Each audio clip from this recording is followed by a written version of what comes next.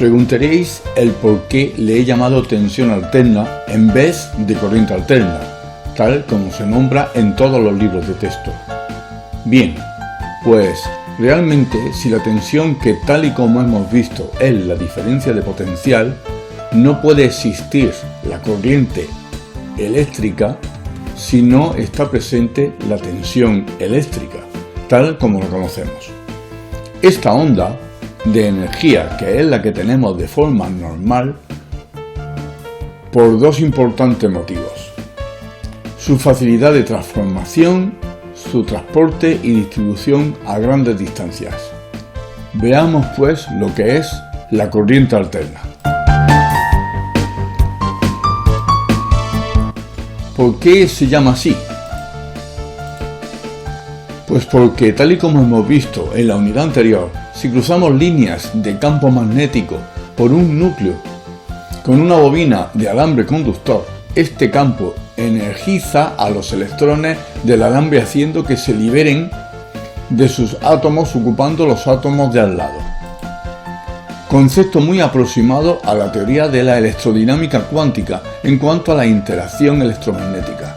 La diferencia del campo magnético determina la dirección a la que desplazan los electrones por el alambre, y tanto la velocidad a la que cruza como la cantidad de líneas del campo son determinantes para generar mayor aceleración de los electrones.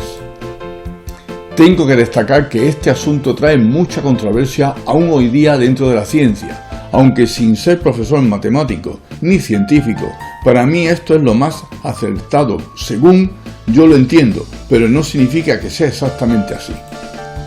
Soy un gran admirador y alumno de Galileo y su método científico, y si estudiáis su vida veréis, como lo es para mí, que es el padre de la ciencia. Veamos cómo funciona.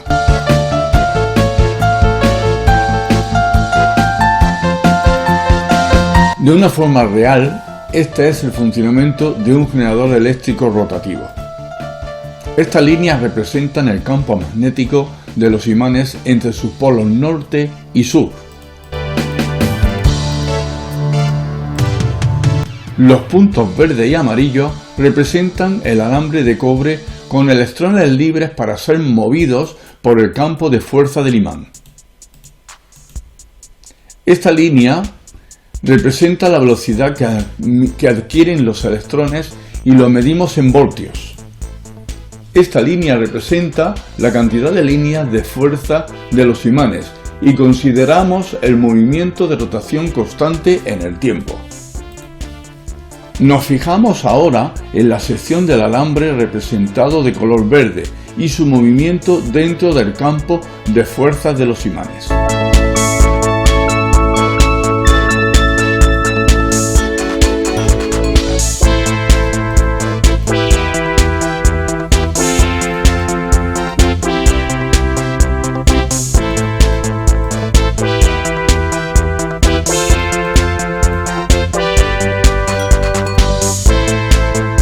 Como hemos visto, el movimiento de la bobina cortando las líneas de fuerza del imán provocan esta onda de energía, pero si el generador gira de forma circular, ¿por qué la onda de energía no es circular y hace esta forma?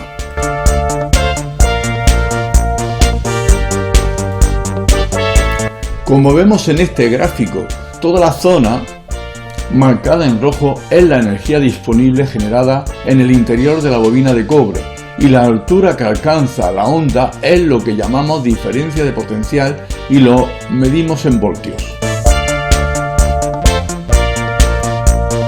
Estas alturas están relacionadas con tres factores. 1. El número de líneas de fuerza de los imanes. 2. La velocidad de rotación del generador. 3. El número de vueltas que llamamos espiras de cobre que conforman la bobina. Veámoslos con detalle.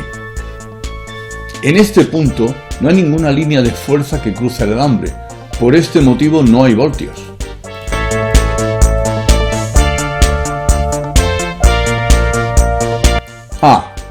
En este recorrido de color azul empiezan a aumentar el número de líneas de fuerza que cruzan la bobina y por lo tanto empiezan a haber voltios.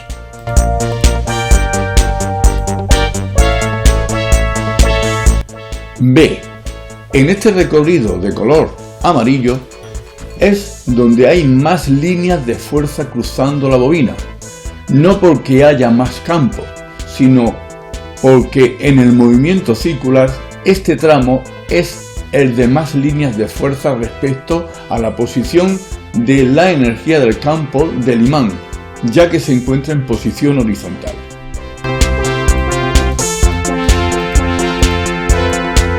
C. En este recorrido de color marrón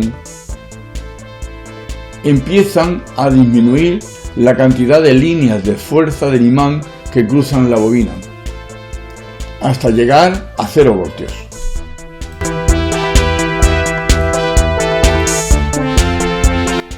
Es imposible que se produzca el movimiento de los electrones dentro de la bobina si no cruzan las líneas de fuerza del campo magnético en rotación sobre un punto fijo. La bobina sigue su camino, pero en el otro lado del imán. Menos A.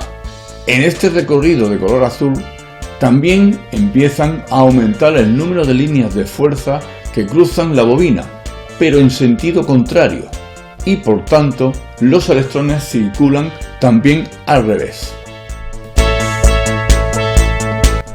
Menos B. En este recorrido de color amarillo también hay unas líneas de fuerza cruzando la bobina, pero también en sentido contrario. Menos C. En este recorrido de color marrón, al igual que en el tramo azul, empiezan a disminuir la cantidad de líneas de fuerza del imán que cruzan la bobina hasta llegar a 0 voltios, pero en sentido contrario.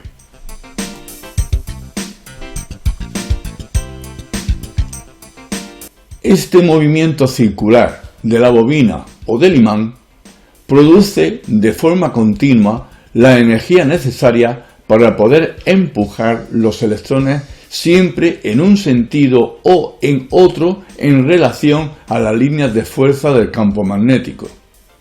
En todos los casos, no es posible producir este movimiento en los electrones si no cruzan estas líneas magnéticas por la bobina. Tal como hemos dicho, no es posible producir este movimiento de los electrones si no cruzan estas líneas de campo magnético la bobina.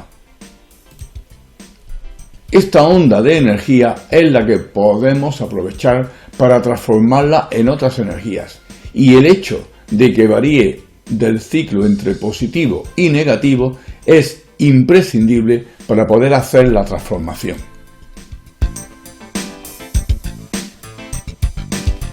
Ninguna fuente generadora de energía en la que el desplazamiento de los electrones sea unidireccional, es decir, que no varíe la dirección en la que circulan por el cable, no puede variarse su diferencia de potencial, es decir, su tensión eléctrica. Os recomiendo, para entender esto mejor, que veáis las 3 entregas de mi canal Método Magnético en las que explico cómo funcionan las unidades SAI, que transforman la tensión de una batería de 12 voltios CC en tensión alterna de 220 VCA. Cuando tenemos células de energía estática, como puede ser una pila o batería, no se produce alternancia y por lo tanto la tensión eléctrica solo puede variarse si sumamos o restamos estas células.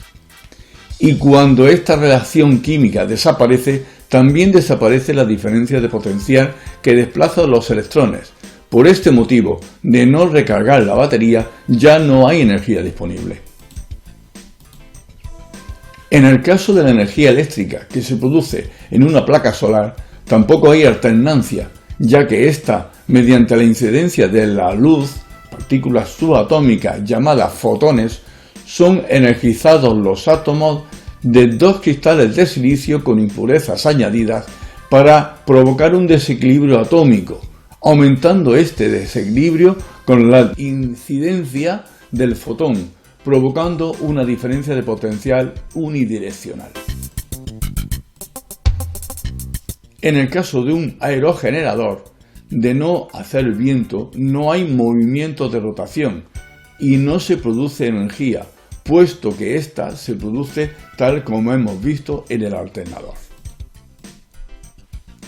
Al igual que un aerogenerador, en las centrales térmicas o nucleares se transforma el calor en presión de vapor de agua y esta presión en movimiento, haciendo girar grandes alternadores mediante turbinas.